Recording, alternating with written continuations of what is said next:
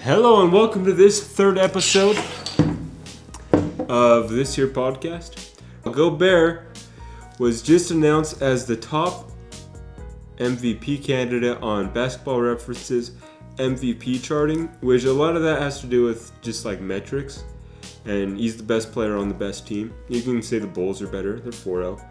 But the thing about the Bulls, they played the Pistons twice, right? And I don't want to upset Bulls fans, but realistically, the real preseason is these first 10 games, right? They're not wanting to risk injury. They're not playing hard in preseason. The starters aren't really starting. So preseason doesn't really get your guys back involved in the game. It's these first 10 games that get you involved. And so when you look at the Bulls, they've been great, but none of this shit matters. When all the teams learn how to play basketball again, are the Bulls going to be a 4-0 team? Probably not. I thought they'd be rocky. I liked the Knicks. The Knicks and the Bulls are playing tonight. I haven't seen the outcome yet, but I'm saying Knicks beat the Bulls. I've been hot on the Knicks since day one. You can watch week one. I have not been hot on the Bulls. They had a great start. They played the Pistons twice. If you play the Pistons twice in your opening fucking 3 games, you're going to have a great start. All right? That's all I'm saying there. Next, this was fucking hilarious. I was listening to David Locked on Jazz's podcast fucking host. I was listening to him at work, and he said that he loves Washington. What the fuck? I talked about that in week 1. I was criticizing his pessimism of Washington. I was like, no. Washington are fucking dogs this year. I like Washington. I was saying this preseason. I was saying bet on Washington to hit their over. David Locke was saying Bradley Beal is like the 4th best player on a championship team. And now Washington starts off hot and he's like, they're the best team in basketball. Outside of Utah, they're my fuck you. They're not your favorite team outside of Utah. You were talking shit on them 3 weeks ago. I was the one saying they're fucking dope. You were like, they're garbage. And now they're showing that they're dope. And you're like, yep, I've been on they're dope train this whole time. No, you haven't. Fuck you, David. Next one. That was fucking... Is this game? I can't see the score. I was just looking I want to know the score. But the most hilarious shit I saw... Quinn Snyder did this twice tonight. On this Rockets vs. Jazz game.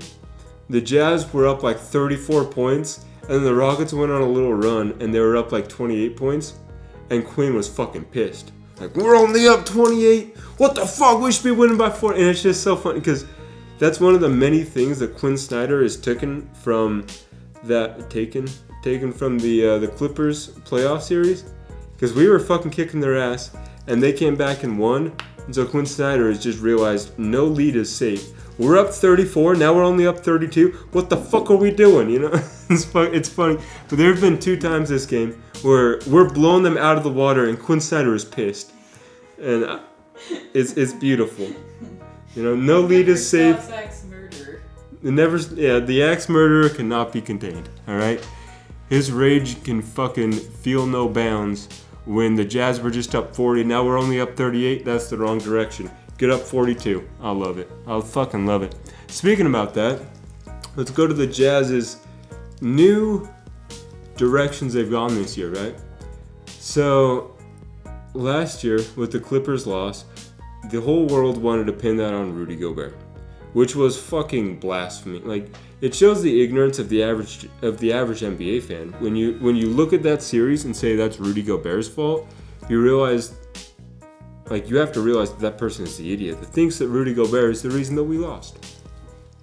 Because if you look at it, what it really is you had Quinn Snyder have a system, right? He's like, this is the game plan.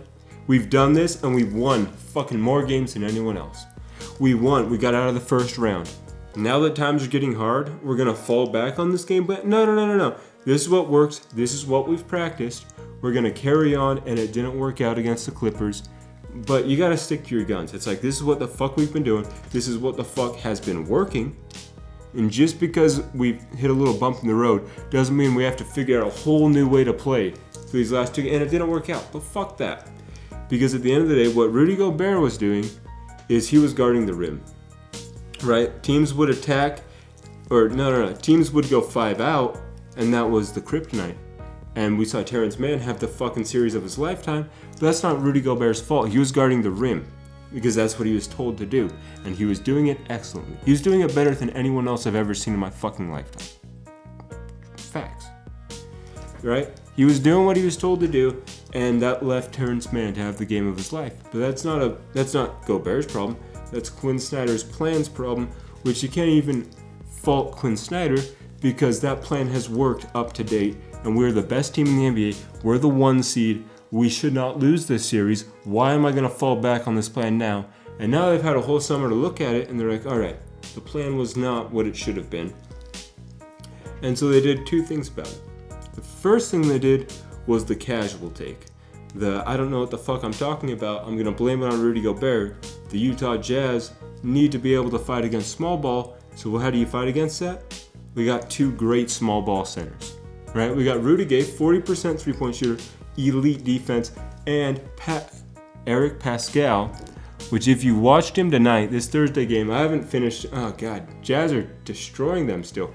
He's been playing out of his goddamn mind. I don't care what the box score says. He could have 6 points, 6 assists, 3 rebounds. It doesn't matter. He's playing fucking incredible basketball. His plus minus has to be incredible. Well, I guess everyone's plus minus is incredible, but Eric Pascal is playing winning basketball. He's been great, and he is the backup small ball center. We have Rudy Gay coming in, who last year, the defensive metrics say is one of the best defensive players in the NBA. Not even small ball center, overall. Elite defense, 40% 3-point shooter. That is fucking incredible. And so if you have him as your small ball center, and now for the other 4 positions, pick your poison. Mike Conley, Donovan Mitchell, Royce O'Neal, Bojan Bogdanovic, Jordan Clarkson, and Joe Ingles. Right there you have 6 guys that at any given night can light your team on fucking fire. And then if it comes to crunch time, pick 4 of them, the 4 best. And that lineup, everyone there can hit the 3 ball with any fucking contest on them and fucking blow your team out. Like, that is 5 40% 3-point shooters. That is the best shooting lineup the NBA has ever fucking seen. And they can switch them out, whoever's cold, whoever's hot. They can fucking do that. But they don't have to do that because Rudy Gobert is the most impactful fucking player, right? But if they want to do that, they can switch modern basketball, traditional basketball. Rudy Gobert at the center. Now let's go Rudy Gay and have a small ball lineup that no one else can fucking compete with. But that's the casual take. And they've addressed that, right? They can fully well do an entire game of small ball basketball that your team cannot contend with. But that's not the goal because Rudy Gobert is so fucking good. You don't want to take Rudy Gobert out of the lineup and do that basketball that no one else can compete with. So instead, what do? Well, you address the 2 issues of if Rudy Gobert is in the game. The first one is your guys have to stay in front of their guys. And I don't know if you've watched the Jazz this year, but everyone is accepting that they have a defensive responsibility. Like, Donovan Mitchell is playing incredible defense. Mike Conley, he's fucking grit and grind Memphis days. Royce O'Neal is already, in my opinion, the best versatile defender in the league. Fuck Ben Simmons. Royce O'Neal does everything Ben Simmons can do, plus he shot 46% from 3 in the playoffs last year. All right, Ben, what the fuck do you have on that? You're a 6'10" point guard that can't shoot the ball? Nah, you're a center. You're a small ball center that can't shoot the ball. That's what the fuck you are. Anyways, so you have everyone staying in front of their guy. And when you have everyone staying in front of their guy, Rudy Gobert can go out to the perimeter.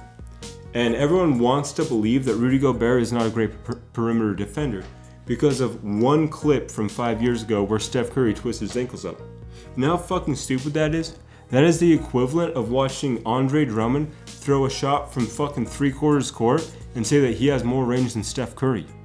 Because of one 5-second clip. That's how fucking stupid that opinion is. That still goes. That's one fucking 5-second video, one play from 5 years ago. Rudy Gobert is an elite perimeter defender. He is 7'1" with the longest arm wingspan in NBA history.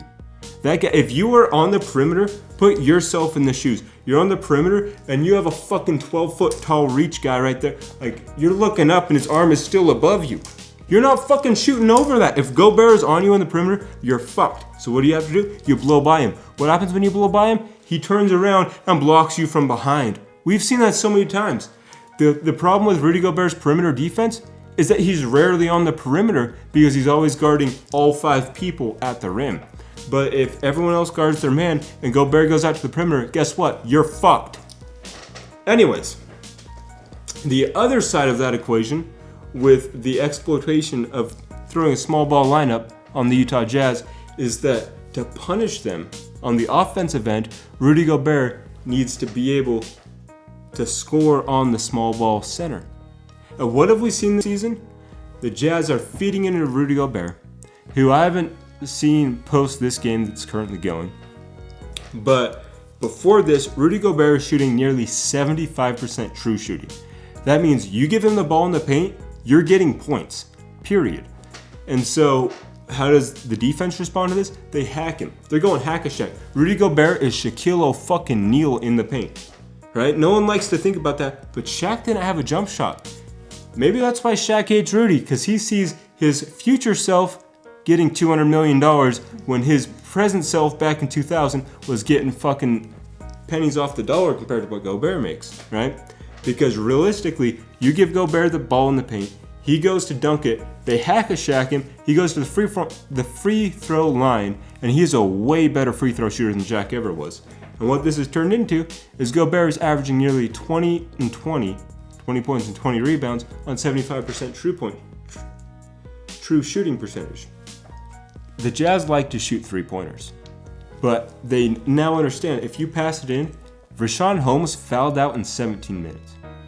Alex Len in that Sacramento game also almost fouled out, and he elbowed Gobert in the face that didn't get called, and he came over the top and elbowed Royce O'Neal in the top of the head and didn't get called. Like he was in foul trouble, and he had 1,000,000 fouls that didn't even get called. He should have got ejected. Richaun Holmes did get, and they had Tristan Thompson out there closing. That guy's not supposed to play, see, because that's the other side of, if the team has to hack-a-shack, they're getting fouls. And so if all of their centers get fouled out, that's boom. That's another way to knock the team out. The Jazz's pitfalls in the postseason has been when the small ball comes out.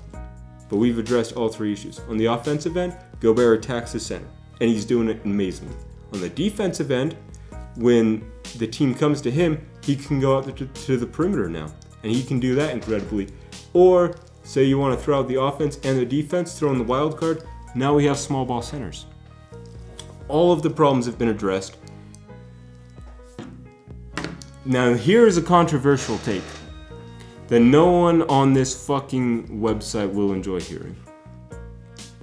James Harden is overrated.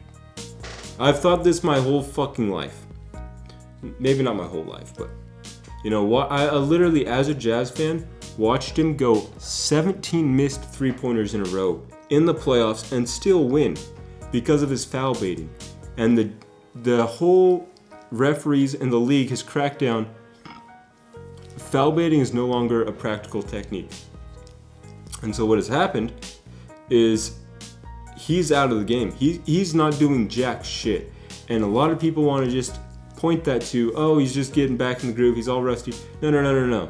You can't miss 17 3-pointers in a single game and still score 35 points. I'm sorry, James Harden. That is your fouling that has been winning you games. He led the league in scoring because he can draw fouls, not because he's a good shooter. He's a below average 3-point shooter. Go back, look at his stats. He has never been a great shooter. He can pass the ball short, he can facilitate an offense, but a lot of his fucking power gets lost when the league doesn't have to worry about him doing his fucking bullshit. And they took that bullshit away, and now he's, I'm not going to say he's a below average player. He's not a fucking net negative player, but he is not the greatest shooting guard in the NBA. And now that his main way of scoring, the foul baiting, has been taken away, that will be exposed. You guys can all talk shit on this. Come back to me at the end of the year.